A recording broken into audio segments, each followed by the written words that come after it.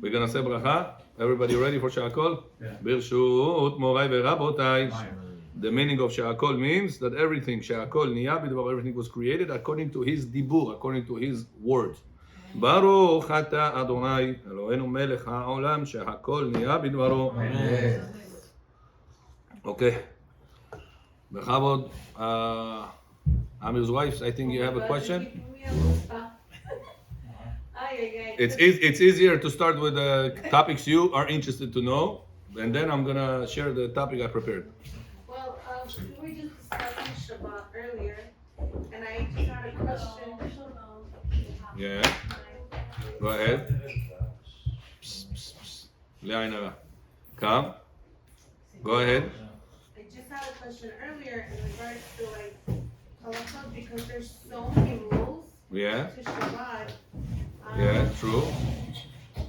If you don't follow all the details of the doing, is it also more spiritual? When do you know that you actually kept Shabbat? When you accept it emotionally and spiritually? When you accept Shabbat? Or when it's like you do physically, you don't do certain things on Shabbat? When is it like you have the merit for the, the reward or the next? For the Shabbat? Yeah, for the afterlife, is it? So it's a very good question. You understood this question? Her question? Her question is, do we get spiritually elevated when we accept the Shabbat emotionally, or do we also need to follow the halachot, the rules, the details of the observance of the Shmirat Shabbat? Very good question. The answer to this question is, women usually remember the day of their wedding, especially anniversary. If the husband forgets, Hashem Erachem. That about the anniversary when they got married under chuppah, you and your husband, Baruch Hashem, it was the most happy day of your life, that you're both half of your neshama became one neshama. Emotionally, I'm sure you were all there. But if right now, instead of the husband giving a ring to his wife, he gave her something that it will not count her as a married. He gave her, I don't know, something else. Something that doesn't worth a puta. Would that be, she comes out of the chuppah emotionally feeling that she is married, but is she, by neshamot wise, her neshama got connected to his neshama if the Torah law was not fulfilled? So even though emotionally she thinks that she's married, in fact, it could be not. So in order for us to enjoy emotionally from our mitzvot, we have to get the physical done as well. The details of the physical as well. A person wants to enjoy emotionally from his birthday, but the detail of the birthday, he celebrated the birthday in the wrong date. So he celebrated a birthday, emotionally he failed, but it was not his birthday. So we gotta have a balance of both of them together. To not just be focused about the details without emotions, and not be just about emotions without the details. The combination of both of them together, the balance that we find with both of them together, it's what makes the emotional experience the right way. I think one leads to the other, no? Exactly. Through the rules of those things, I'm getting the comfort of Shabbat. Exactly. Shabbat. Exactly. I'll tell you another thing that people told me a few days ago. I was thinking about that statement, and then I said it there. It's a true statement. That person told me, Rabbi, I heard from a rabbi that teaches a lot of groups of people that people are happy whenever they feel guided. I was like, wow. And I said, you know what leads to the biggest guidance? Knowledge of the details. Knowledge is power. Whenever you have the knowledge, you don't do things that they are wrong, and you don't do things that they are, and you don't eliminate yourself from things that they are allowed to be done. Many times, I hear people that go through arguments in the house for a reason that there was no reason. So emotionally, they went through such a stress on Shabbat, they didn't feel comfortable with the whole situation. And tell you the truth, there was no need for all this discomfort. That's about Hashem, your husband Tzaddik comes every morning to study. Every morning come. And he's taking notes, asking questions, making sure everybody speaks the language he understands. So he's not going to miss something, some detail in the conversations. Baruch Hashem, it's very good that you are sending him, allowing him, pushing more. Make sure in the morning you go to the studies. Make sure in the morning you go to the studies. Like the wife of Rabbi Akiva. Gemara says that Rabbi Akiva did not want to learn Torah. Who made him to go study Torah? His wife. He said, "When am I going to go? I'm going to go with 3 years old." You know, when I was in Israel, after I graduated high school, graduated yeshiva, you go right now, Bet Midrash Gavoa. I went back to my elementary school, to see the place. I couldn't believe that the chairs were so small. I saw my teacher. I said, "Teacher, did you make the chairs smaller? The table are so low." It's not like this high table in the elementary school. It's hatzi hinam, half of it. I asked, "Did you make the table smaller? Everything is so small." I said, "No, you became much bigger." And so a person, imagine going 40 years old man, goes to such a chairs like this. Imagine this. Who's going to go to such a place? Rabbi Akiva didn't have the desire to do so. Who pushed Rabbi Akiva to become Rabbi Akiva? His wife. He said, "People are going to laugh at me. I'm going to learn Aleph Bet. I'm 40 years old, don't know Aleph Bet." She takes a donkey. She takes a afar at the soil, put some seeds in the soil in the afar, and then the soil color and the donkey color is similar. So it looks like the plants grew out of the donkey. She took him to the market with that donkey. And everybody were cracking, laughing, rolling on the floors. Plants growing out of a donkey. The next day, half of the people already left. The second half already out. We saw it yesterday. Nothing new. The third day, nobody already left. She told him, "You see, 3 days. Donkey, plants growing out of a donkey, everybody left. For 1, 2, 3 days, time off. That's it. No more." So that's why you should go to learn, and don't worry about that. People are going to laugh at you. In the beginning, they're going to laugh, and then they're going to get used to it. That's why, Baruch Hashem, we see, my rabbi used to tell us many times people pray for zechuyot. You want to get married, they want to have children, they want to have parnasah, they want to have shalom bayit, they want to have different types of success in life, different atzlachot. He tells me, anytime I need success in some request from Hashem, I light candle for Rachel Eshet Rabbi Akiva, wife of Rabbi Akiva. So everybody light for Rabbi Akiva, for Baba Sali, for Rav Ovadia, for this, for that. He said, "What's the reason do we have today Torah?" Says in Gemara Masechet Yevamot, because Rabbi Akiva. Who made Rabbi Akiva? His wife. Comes out that all the zechut that we have today, Torah. Today we have Sefer Torah, we have books, we have Gemara, we have Mishnah, we have Halacha. We have all the knowledge of Torah. Because of who? Because of Rabbi Akiva's wife. That's how valuable the wife of Rabbi Akiva, how much zechut she has, how much merit she has in Shamayim. That's why this is the wife that we have, Baruch Hashem, in our community. Baruch Hashem sending their husbands in the night. If possible, send them during the daytimes. The more the husbands are involved in the Torah, the less the Yetzer Hara gets their mind involved with the Yetzer Hara.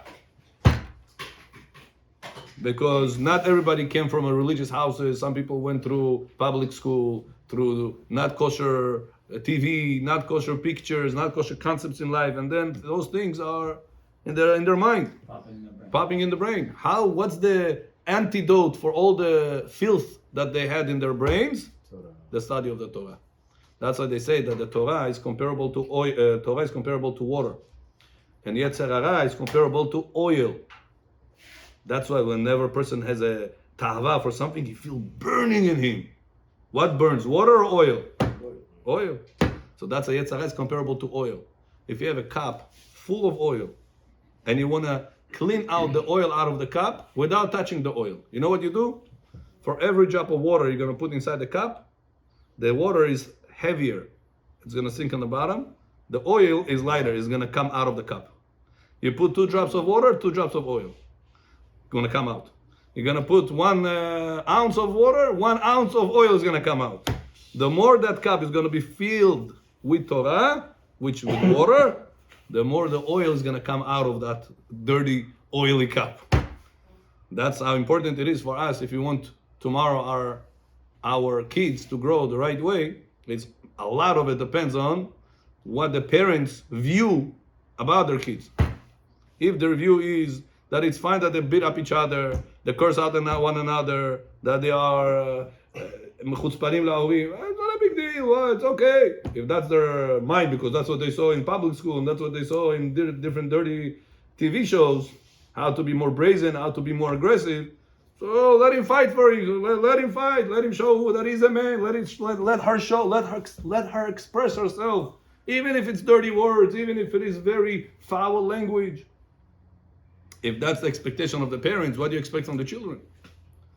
There was one time I told you this joke, and it's not a joke, but it's a true story. That was my neighbor, Miskin. His parents were divorced. His mom was not the most ethical person. One day he comes to my home, and in Israel everybody walks to each other's homes like no problem. It's like your other room in the house when you go to your neighbors. He walks inside. Listen, I'm hungry. Do you have some oranges? Where are you gonna see such a thing in New York, in America, anywhere? And he walked inside. Listen, I'm hungry. Yesh lachem ulai orange? We didn't have orange. We had a lemon. By mistake, somebody bought it, and it was a big lemon like this. By mistake, somebody bought it. They didn't know that it's a lemon, so we kept it there. Nobody ate it. So he said, "Can I have this?" So you sure you want to have this? Yeah, I'm hungry. Don't eat this. Start eating this. Woo, partzuf shelo kacha, ala panim. Then you see he ate. Everything is dirty. His face, his head. We asked him. His name was Yaniv. Asked him, Yaniv, your mom didn't teach you how to eat? He said, my mom also eats like that. So what do you expect from the child, Bechora? His mom does these things. His father does these things. So what do you expect from the child? Yeah. So what's the antidote against Yetzer Hara? Barati Yetzer Hara, barati lo Torah, Tavlid. I created Yetzer Hara in the world to drive the people to do the right things. Without drive, you're not going to do anything. So you need the drive. But that drive has to be directed the right way. A person have one person, not in our community, in a different place, building a mikveh. He has Baruch Hashem money. God blessed him with money. He's building a mikveh. Whenever there is another shul that builds mikveh, and the entire community has only 20 families. They already building mikveh for men and for women. That shul already building. Now I want my own mikveh for the community, for men and women. But you only have 20 families. Mikveh. That's what happens when a person has money, but he has no guidance. A person has power, and he has no guidance. We as parents have more power than the kids. But we have to have the guidance in order to direct ourselves to the right things to do. Not to do things that are necessary. You could have get much better results for the amount of money invested instead of that mikveh. You have already mikveh over there. They allow you to come, you can go, no problem. Why should you do another one? Go, לך תדבר. אשרי המדבר על אוזן שומעת. So that's why it's very important. Baruch Hashem, you're sending your husbands. Women, it's hard for them to come every night, every morning. That's what the Torah said. Women are exempt from studying Torah every single second. But the man that you're sending, Baruch Hashem, he's the head of the house. He's guided right now. We know what's allowed, what's not allowed, what's proper way to say, what's the improper way to say. And like this, you grow happily with him and the children as well. So, kol hakavod that you're sending him. Yeah, another question we have? You have a question? Yeah, it's a very famous one. I've heard this a lot of people, they ask, so we have only one Torah, but we have 1,000 different opinions on one situation. Why is that? In one situation? It's a good like question. One law. Good. Gemara says that part of, Gemara in Masechet Shabbat, that part of the galut that Am Yisrael is going to have to go through, galut is exile. Part of the suffering we're going to have to go through is by losing our guidance. What is our guidance? The Torah. Why Torah is called Torah? From the word hora'ah, which means guidance. So part of, if you want to make somebody suffer, you're going to make him build something without instructions. Nachon? He's going to have a hard time with that. Throw him inside the real estate deal, he doesn't know anything to know. How to do, what to do, איך to do. He doesn't know anything. He's going to go through a lot of pain, a lot of losses. He's going to overpay. He's going to not make the right decisions in the business. Nachon? That's whenever you go into something without guidance. So says the Gemara, part of the suffering Am Yisrael is going to have to go through is by Chas v'Shalom losing their guidance. Comes Rabbi Shimon Bar Yochai, and he says, Chas v'Shalom shetishakach Torah Yisrael. I guarantee Torah will not be forgotten from Am Yisrael. Rabbi Shimon Bar Yochai guarantees. You know what it is? It's a personal guarantee he sends you. It's a serious thing. Rabbi Shimon Bar Yochai. Rabbi Shimon Bar Yochai says, Chalila shetishakach Torah Yisrael. But it says, antidote Torah lishakach Yisrael. Torah is going to be forgotten from Am Yisrael. It says in Navi, in the prophets.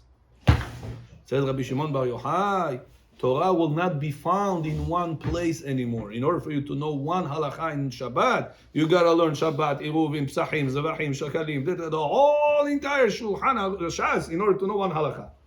So the suffering Am Yisrael is gonna go through, instead of losing guidance, they're gonna have to go through by finding the guidance. But the guidance will be there. And that's why in order for you to know one halakha, you gotta learn so many years in order to know the bottom line, what to do in one specific thing. Now when it comes to compare different words that we have in our oral Torah, always you're going to have a conflict how to understand this halakha or how to understand that halakha. But at the end of the conclusion of the discussion, we have always Mishnah. Mishnah tells us in Masechet Avot, Aseh lecha rav, istalek min hasafek. When a person shopping for furniture, he can go Google shopping, get the best deals. When a person goes to guidance of Torah, you cannot have rabbi shopping.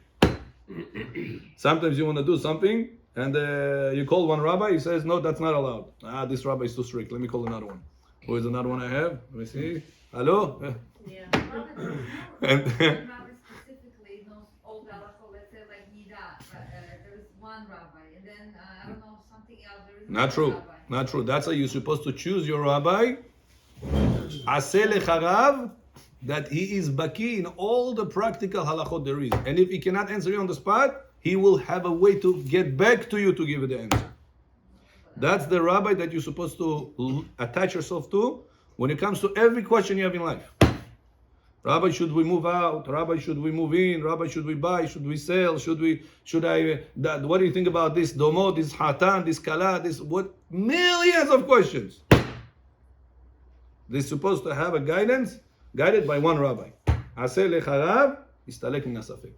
You know, the Arizal tells us that when a person doing rabbi shopping, asking so many opinions about a certain matter, he is increasing the power of Amalek in the world. He is increasing the power of Amalek in the world. Do you know what Amalek, who is Amalek was? Amalek was a nation that tortured the Jewish people when we came out of Egypt. When we were in the desert, we all weak, shaking, barely standing on our feet, and they said, now's the time. Hungry men, hungry women, children, doesn't care about anything, Amalek. We went ahead and, chas v'shalom, destroyed a lot of Jewish people. Hashem says, Milchama la'Hashem ba'Amalek midor dor. Every generation, make sure you're never going to let Amalek into your life. Now says the Mekubalim, what is Amalek? How do you write Amalek? Ain, Mem, Lamed, Kuf. Ain, Mem, 70 and 40. It's 110. Lamed is 30, is 140 already. And Kuf is 100. 140 and 100, what did you get? 240.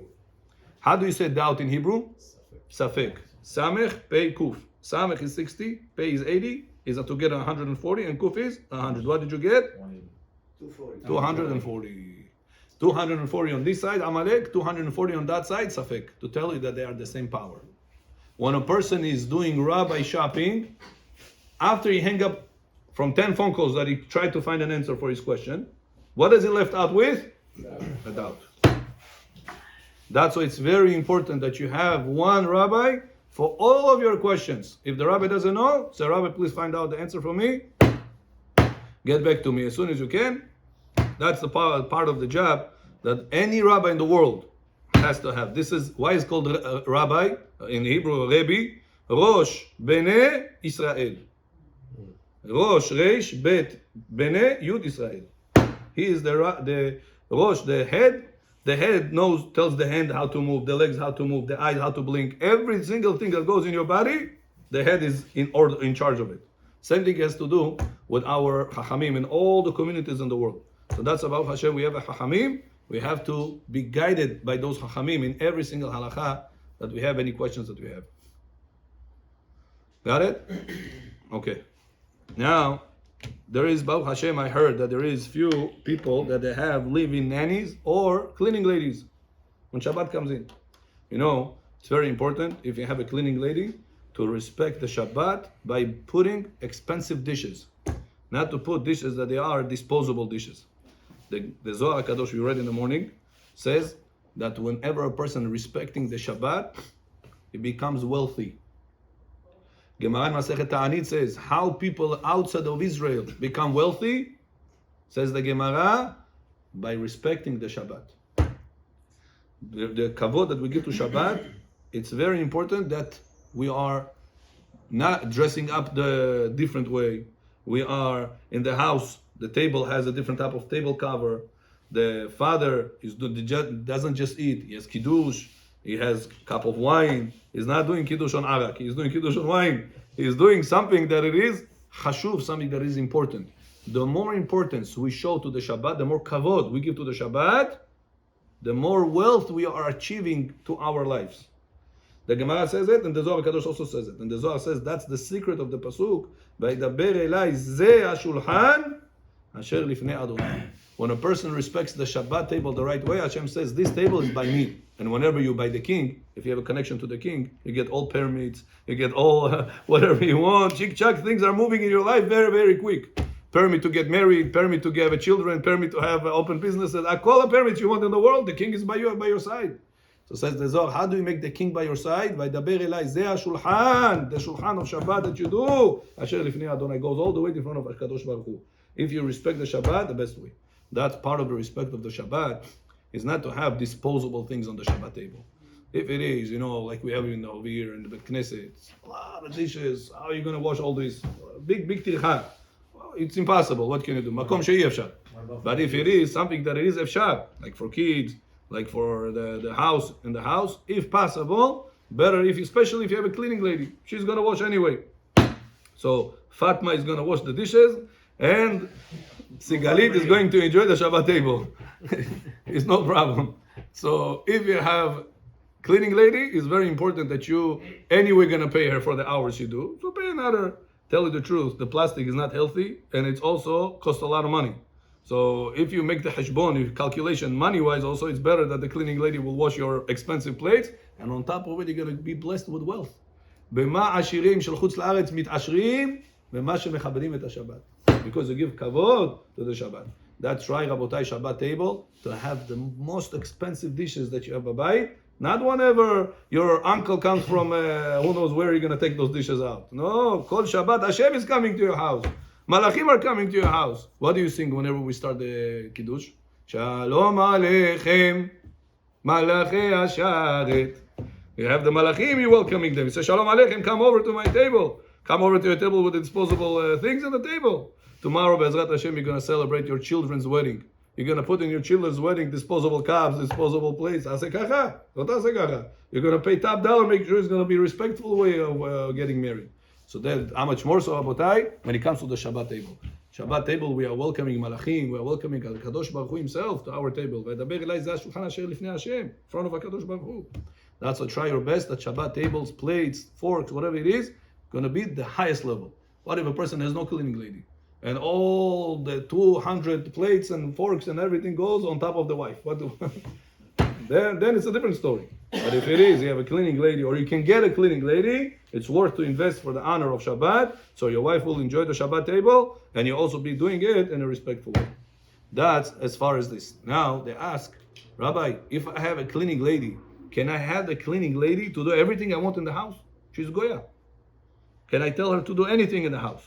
I want her to wash the floors. I want her to do the laundry. I want her to put the dryer. I want her to fold the laundry. Do everything. Goyim. Can I tell them on Shabbat to do whatever I want when it comes to Shabbat or no? So, Maybe before Shabbat comes, you tell them. Oh, so there is machloket between Rashi and Rambam.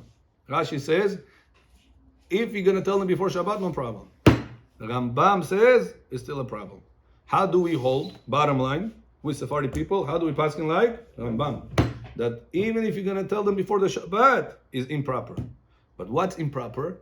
Only things that you could not have done in a permitted way. Even the things that you could have done it in an allowed way, if she will do it in a forbidden way, it's her problem. It's not your problem. As we said last time, that let's say right now you call the Goya to your house. When do you need me, miss? I need you Shabbat 7 p.m. The meal is finished at 7 p.m. I need you 7 p.m. I don't need you before 7 p.m. Now, Shabbat came at 4:30, 5 o'clock. She is going to come to you by car. She's going to drive to your house. Do you have to tell, listen, don't drive to my house. I'm a Shomer Shabbat person. Do you have to tell her such a thing or no? No? She can do whatever she wants because she's doing it for her own comfort. Same thing says Ravanya is about telling a Goya to do things in a allowed way, and she chose to do it in a forbidden way. Example we said last time, remember about the dishwasher? Can you tell the Goya, wash the dishes for me? And the Goya going to put the dishwasher. Can you or no? Yes. Allowed. Can you tell the Goya, wash the floors for me? No. Could you wash the floors with a איך זה נקרא הספרי הזה? ווינטקס הזה, נו, ספרי כזה, צ'יק צ'יק צ'יק, with a bounty. No. Huh? Can you or no? Yeah. says הלכה yes. You could spray ככה קצת, לנקות עם הבאונטי. קצת, the table, the floor, whatever it is. Don't squeeze it. Don't squeeze it. קצת. You're allowed to. Now it's going to take a long time. To wash the entire house like this, צ'יק צ'יק ולעשות ככה, זה סינדרלה של פעם, זה לא עובד ככה. You have to make it faster. So now Goya chose, she decided to take the magav, to take the mop, to take this, squeeze it, do the whole thing. I told her to do that. I told her to wash the floors. She, for her comfort, chose to do it the way she does it. Do I have to stop her? No. That's how you see every Shabbat we see in Bet Knesset over here, the cleaning lady here in Bet Knesset. She washes the floors with the mop, she's squeezing it, she's washing it, doing the whole thing. How come nobody tells her anything? Huh? Because it's allowed.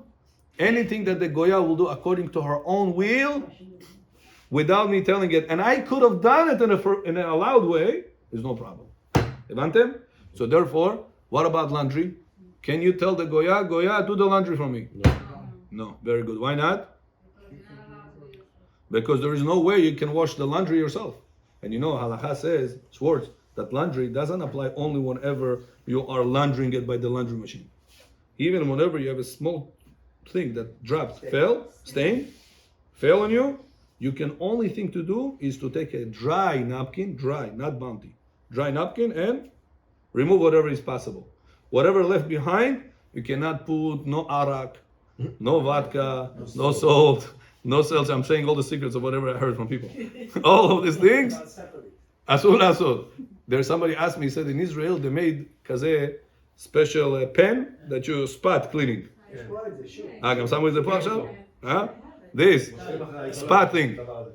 מותר לעשות את זה בשבת או לא? No water, rabbi, no rubbing. ככה לעשות, זהו.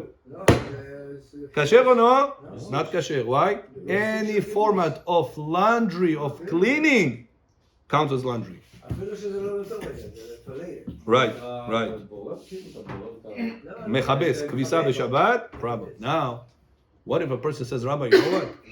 I'm not going to put no soap. I'm not going to take no rubbing. I'm not going to do the pen. I'm not going to do any of it. Now, what do you want to do? I don't want that stain. You know, selek is mesalek et kol he removes all the clean, all the white part of the garment. Yeah, kazeh sagol, purple inside. Rabbi, after Shabbat, if I'm going to leave it, it's going to be Kaddish al Israel. Short azeh is not going to be wearable anymore. Finished. So what do you want to do? I just want to put it in water. Motzei Shabbat, Chiyat HaMetim. I'm going to make him revive. Can I do such a thing or no? I'm just going to put it in water. Look, I'm not going to do anything else. Just put it in water. Says the Gemara, Shriyato, Zehu Kibuso. How do you say immersing, soaking it in water. It's considered to be laundry. So we see that on Shabbat. About to tell you, every step of laundry counts as laundry. Whenever you put laundry machine, what's the first thing the machine does? Water, soap, then rubs it, and then squeezes it. So those three steps on Shabbat, every step by itself, it's a problem of kvisa b'Shabbat. That's why you have to be careful. Sometimes you come home and it rains outside, right? Rains outside. You had a coat that it was absorbing water, not waterproof. What happens at shorts? What people do whenever it's waterproof? Whenever it's not waterproof, it got soaked. Sharach, sharach. Chavit, chavit, vela barich. Chavit, chavit, vela barich. Yo, Victor, what is it doing with this, you know? It's bringing it out. Whenever you go like that, you're giving that makkah. The water that was inside the garment, inside the beged, flies out. So squeezing is not only when you do this, it's also when you do this. Sometimes your kids go with a hat, winter hat. And winter hat, it absorbs the water. Bachutz geshem, it got absorb the water. Now the child comes, they go against the wall, against the husband, something, you know? They go, take out all the water. What is that? Schita b'Shabbat. That's why we have to be guided, be careful. If you know that this situation will happen, make sure your child will have two hats.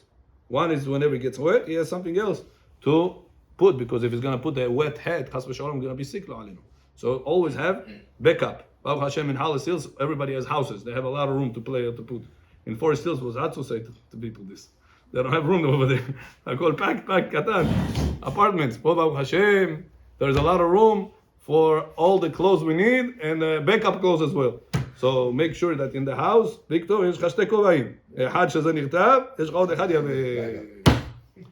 Now, when it is wet, person have to be careful not to hang it in places that they are going to cook the water and evaporate it. For example, heater.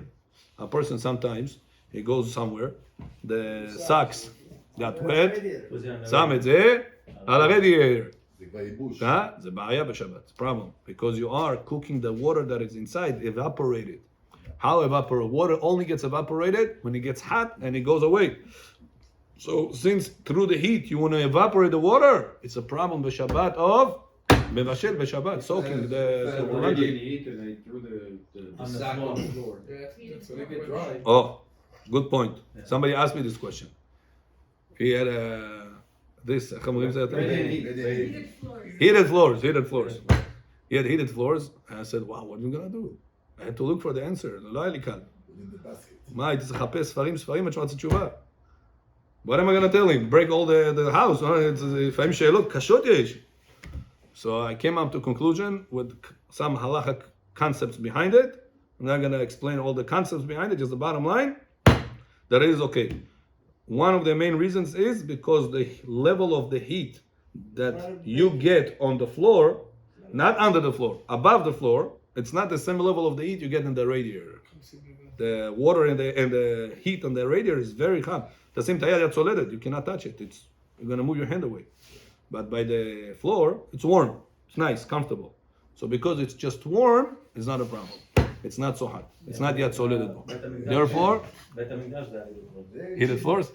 כן, טוב, זה בית המקדש לוי is gonna build בעזרת השם. No, for the Kohanim. Huh? The Kohanim, they used to walk. I saw it, they used to have fire. The Kohanim walk barefooted. Yeah. They put fire under. They had heated floors. טוב, בסדר? לייבש מותר, לבשל. אף על פי שזה מתייבש. Right. The rabbi says the right point, good point. To dry on Shabbat is no problem. To make it dry through heat, hot heat, that's a problem. הבנתם? So to put it on the heated floors and it's going to dry out, it's not high heat. So it's not yet solid, not high heat, no problem. So say You're allowed to. leave something in the sun. Right. Sun is no problem because it's not going to make it very, very hot. You can touch it. It's touchable. But the radiator, you put your hand, נשרף, זה מאוד חם. אפילו it's not going to burn the socks, but the fact that it is hot enough where you cannot touch it, it's strong enough by halakha, considered to be a problem to dry the socks. What about Arizona heat? Arizona heat, it's hot. It's not yet solid. The stones outside, you can just throw it on the stone. Well, it's going to kill, yeah? You want to So, Gemara says, in Masechet Shabbat, in Daf Lamed Chet, Gemara says over there, can we cook by Shabbat by the sun? No. Huh? No. Says the Gemara, to cook by the sun is allowed. You take an egg. Because I didn't cook, the sun cooked. To cook by fire, by electricity, that's not allowed. But to cook by the sun, no problem. So install solar system. No, solar system translates the energy You're cooking to electricity. At the end of the day, it's the sun. The source of everything is in the sun. Hakol sun. The plants, the tree grew by, it's because of the sunlight. So everything comes to the sun. But if I take that wood that grow by the sun and throw it in the fire, I'm igniting b'Shabbat. So even though you're right that everything is origin is in the sun, without sun we have nothing. Sun is Shemesh tzedakah umarpeh. Hashem did tzedakah with the world. He gave sun. It's chaval that today people, especially Friday night, Shabbat daytime, it's good that people should walk around, get some sunlight with the wife, with the children.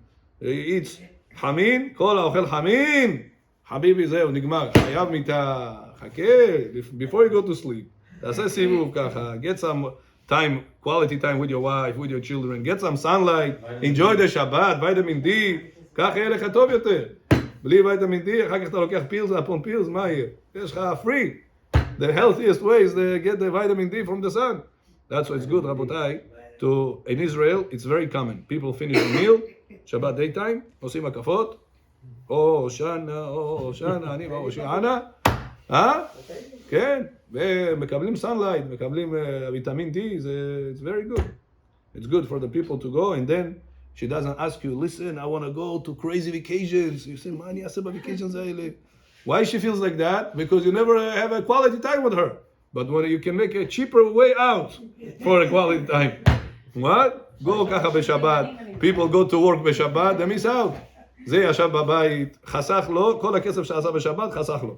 One vacation, he already lost all the money made on שבת. זה היה חכם, היה בבית עם אשתו, הלך קצת ברחוב, ככה טיילו עם זה, they made a quality time for the wife, for the husband, like this everybody happy. Tomorrow she's not taking him to anywhere. ברוך השם, אשרי יושבי ביתך, עוד יעללו חסר. There's no sun in Shabbat, it's cloudy. כן, sometimes, כן, צריך לטפל בזה, בעניין הזה. אסף ג'ון, behind you, I have my tefillin. Inside the tefillin, I left the sefer not to lose it this time. הרב, לכאורה, הרב שאלנו שאלה, הרב. כן? דיברנו לגבי לייבש ולבשל וחמם עד שזה מתעדן בחומת רוב חום. כן? הרב שאל לגבי האם בבישול זה אותו דבר. מה זאת אומרת? מה השאלה? לא, ציינתי שהדוגמה שהוא נתן, שזה כמו בבישול בשבת, שאו שאתה מחמם את האוכל או שאתה מבשל את האוכל. אם אתה רק מחמם אותו... כן, אז אין בעיה, בדיוק, יפה. אם הוא עובר בישול, יפה מאוד. וזה משהו שהוא חצי מבושל, ואז אתה שם אותו והוא מתבשל... זה בעיה, יפה מאוד. אמרת נכון מאוד. That's why the same thing is with the socks, exactly. That the heated floors are warming the socks. The radiator is heating up the socks. זה היה בעיה, זה יותר חם. זה ממש מבשל אותו, בעיה לך. So that's why, what do you do whenever the socks are wet, באמת? You don't have a heated floors, לא כולם יש heated floors. מה לעשות? You can put it, hang it on the chair, hang it on the different places, but you cannot hang it on a laundry line. נשים בבית ככה laundry line, חבל כביסה, זה יהיה בעיה. אם יש לך בסקט ככה תזרוק, בסדר. האם אין לו? כן, אפשר, outdoors by the sun, בסדר. כן, אין בעיה. אבל לא לשים על ה-laundry line. לשים על חבל כביסה, זה כאילו עשית כביסה בשבת. That's the problem. But I can put it next to the radiator. Not on the radiator, but close enough that it will dry. כן, not on the radiator area. Put it a little bit away. In a place that's not yet solid bro. It's not, you put in your hand, you can hold it. But my intention is to dry. Even your intention is to dry it, because it will count as warming it. מחמם, לא מבשל את זה. הבנתם? Okay, let's go. רבותיי, there is a very important point I also prepared for you for the חינוך ילדים, for kids education as well. And I was shocked that the rabbi taking such a position over here. But if you're going to really take that information and develop it more in your mind, you'll see that it's באמת true. In the beginning part of the book, it says also that one of the mistakes we have in our generation between parents-children relationship or teachers and children relationship, one of the mistakes we have is that psychology, that some psychologists, psychiatrists, or psychopathy, איך שאתה רוצה לקרוא להם, came up with an idea that children and students have to be equal to the teacher and the parents. means to say you gotta be their friends. Rabbi Zamir Cohen over here, he does not like that approach. He says, if you remember when we were kids, no matter what school you went to, when the teacher walked inside the house, inside the class, everybody used to get up.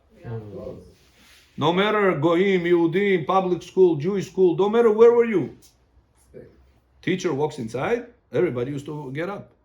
Not only that, teacher was never called by first name. Always Miss so-and-so. It's always important whenever you talk Schwartz, when you talk to Mr. Davidov's wife, you don't call her by first name. You call her Miss Davidov. What's the reason? Mrs. This way, Mrs. Yeah. Mrs. Somebody told me he looked into it in today's dictionary. Miss and Mrs. same thing. Yeah. Somebody said he looked into it because I got that note before, and he said no, Rabbi was right. Okay, so Miss and Mrs. today, he said they made the same. So when you talk to his wife, you don't call her by first name. You always give the respect. She is the wife of somebody. Like this, you always keep that more official and more formal. Shelo yeh chas v'shalom. Tomorrow suspicions, between two things. There was a friend of mine that he, Baruch Hashem, became more closer and he became a Shomer Torah Mitzvot. And he used to work in the hospital. One night, one of the nurses came. She wanted to open a lawsuit. Makara. She said, I went to sleep at night shifts. Nobody was on the floor. She went to sleep. Sneak in one of the rooms. It's illegal. But she went to sleep. She says, when I was sleeping, somebody touched me לא בצורה נכונה.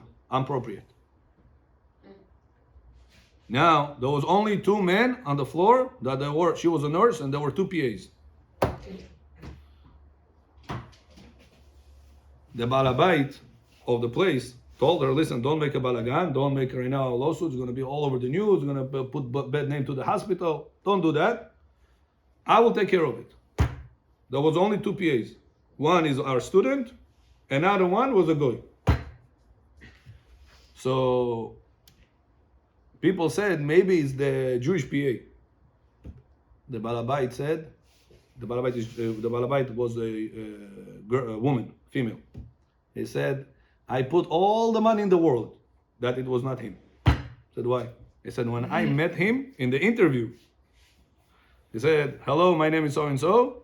He was so strict not touch any women. He said, cannot be, she said, cannot be that he did such a thing. Impossible. They looked into cameras, they looked from thing to thing, they connected different dots, and they found out that it was Be'emet the Goy that did these things. He said, Rabbi, when I got into the interview, I chashavti, maybe, okay, one time I take off the kippah, I don't want to disrespect her, she's the boss. He said, look what saved me. Because I was sturdy about what my values, my religion. I said, I'm sorry, I cannot touch women that they don't belong to me. He said, this is what saved me in a few months from a big lawsuit. There are these lawsuits, well, no, go prove it. I know another Hashem Yerachem friend of mine. He's back in the day, he was a boyfriend and girlfriend. I was in the tea. He breaks up with a girlfriend, and she was doing a thing. She said he raped me. 5 years, I went to jail. שטויות לא עשה כלום מסכן. 5 years went to jail. פה באמריקה זה מסוכן מאוד.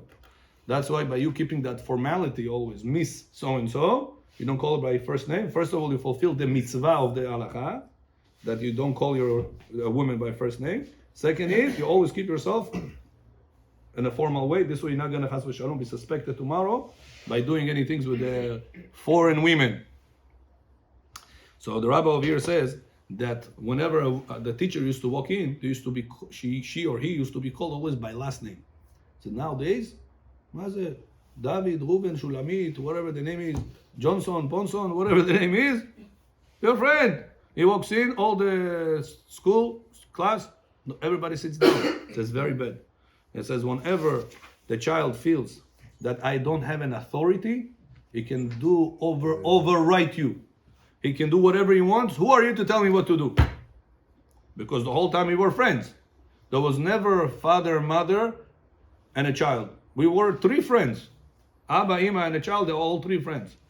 So why should I listen to you when I have a different opinion than you? What forces me to listen to you? So it says very important for the parents always to keep that formality. Abba, well, I don't want to do it. No, you have to do it. Why? Because I'm your father. Mama, I don't want to do that. No, you have to do it. Why? Because I'm your mother. Sometimes the answers of because I'm your father, because I'm your mother, because I'm your teacher, those answers have to be kept in order to give the children that authority. I am the father, I am the mother, I'm the parent, I'm the teacher. Keeping this authority, he says, will help you tomorrow when you're going to tell something to your child, they were more receptive to your words. Very interesting concept that he shares over here. But, and this is an important point, don't ever abuse your authority over your children. How? It says a very common mistake people do is that sometimes because you are in authority, you think that it's okay to laredet al hayladim, to joke around about mistakes they have done. For example, let's say right now you have a child that it is, lo alenu, is making in bed. Marti b'mita. Now the grandparents came and said, listen, grandpa, you go to shul, you go to synagogue, yet. All the time he's making peeing in the bed. מה יהיה עם זה? Abba or Ima right now said such a line. Other people heard it. What do you think right now the child will be happy next time to share with you that he did something in the bed? Abotai, you know how many times people make such a mistakes?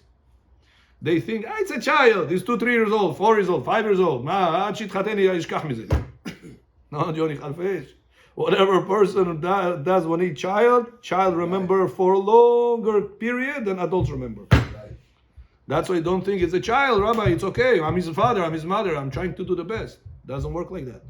You always have to know that this person is a Ben Adam. He has feelings, he has emotions, he chas v'shalom can get hurt. You want the grandfather to go to the synagogue and say bracha in the Bet Knesset for him? Say privately to him. What you could share with your friends, with your people in the house, always the successes that your children go through. That's lahot, the thing that they were successful in. This builds their confidence. I'll tell you one of the, later on is going to say about chutzpah, many times why children become chutzpanim, brazen, because they're lacking self-confidence. So they feel that how I'm going to build my self-confidence back is by showing right now that I can speak the way I want and nobody's going to do anything to me. So it's in a way a makeup for the lack of confidence that he has. Where did he get the lack of confidence? Because many times the parents are the one to make that child have lack of confidence. By saying, oh, again you brought 60, or again your grades are 70, again I have to be called by the principal. Again, you woke up late. A person have to always know when you want to give he'ara to your child, notice about something he did bad, always one-on-one. And never at the time of the mistake. Never at the time of the mistake. A person that is not keeping it in such a format is never going to be influencing his child. Right now, the child woke up late. Schwartz, what's usually the reaction? I told you have to wake up at 7. Why you wake up at 7:30? Go to sleep early. You go to sleep early. Tonight you go to sleep early. Do you think whenever the hot moments in the house going on, do you think right now the child will he listen to you? Or is right now in a self bubble right now? Don't say anything, just let me go out of the house and make it to school. Do you think he's receptive at that moment? No. When is he receptive, Schwartz? After you came back from school. You have dinner tonight together. You're sitting with him privately. Not next to mommy, children, brothers, sisters, no. Sitting with him privately. You know, you are doing this good, you're doing that good. Always open with shevach, with certain praise. And fine, don't make up praises. Sometimes the kids know that you're lying to them, you're just trying to get your point. Make a be'emet. There are certain things that everyone does good. Emphasize this good, bold it like this. You know, in the iPhone, you can zoom in. Make the iPhone only see that point. Everything else, disregard. Zoom in the good thing that he does. And then such a good person like you, such a good child, such a good boy, such a good girl like you, how can be every day late to school? So you build. It's such a high level. Doesn't belong to him. Doesn't fit. Lo matim lecha to be behaving in such a low way. But if you're going to chas v'shalom, shoot him in the time that he is at, he's not going to listen, he's not going to change, and chas v'shalom develop hatred towards the parents. Tomorrow the child, the mother, the father, the mother is going to tell them something. Blocked.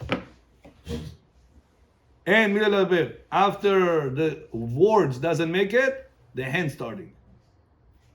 And the hands to a certain age, beat up. Today in America, one phone call. Das vidanya. Child abuse. Child abuse. Where the mistake Rabotai started? Not when he raised the hand. That he wanted the child to do better, but he didn't say it in the right moment. Everything has the right moment for it to be said. And the right moment, Schwartz always have to remember. If you're a person that cannot remember, type in a memory alarm clock. Yeah, all day I have these things to remember things. So many things goes in our minds throughout the day. We forget. In the morning the child woke up late. In the evening he said I'm going to talk to him. We forgot. Came evening he went to sleep again late. Again the same morning the same story. That's why put yourself a note, alarm clock. 5 p.m. kids are home, dinner time. Speak privately to whoever it is. To Johnny Khalfish.